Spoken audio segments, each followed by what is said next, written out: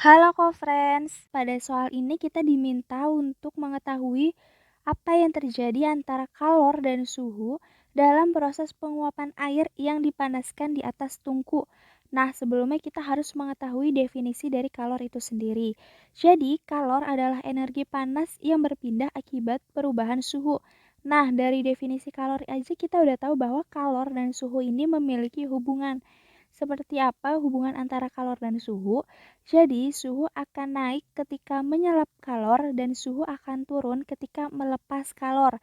Di sini akan kita garis bawahi bahwa suhu naik ketika menyerap kalor dan suhu turun ketika melepas kalor.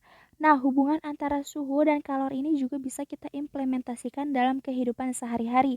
Contohnya pada soal ini saat memanaskan air di atas tungku. Apa yang terjadi jika kita memanaskan air di atas tungku? Jadi, semakin lama pemanasan, artinya kalor yang diterima air semakin tinggi.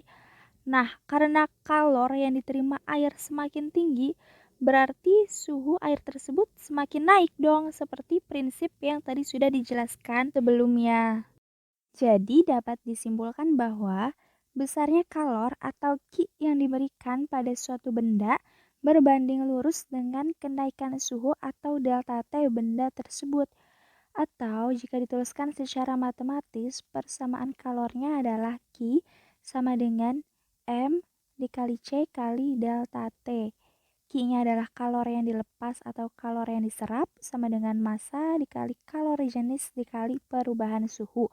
Nah, dari persamaan ini dapat dilihat bahwa kalor berbanding lurus dengan perubahan suhu. Jadi kembali lagi ke soal, ketika air dipanaskan di atas tungku, maka kalor air akan bertambah dan suhunya juga akan naik. Jadi jawabannya yang D. Oke, sampai bertemu di soal selanjutnya.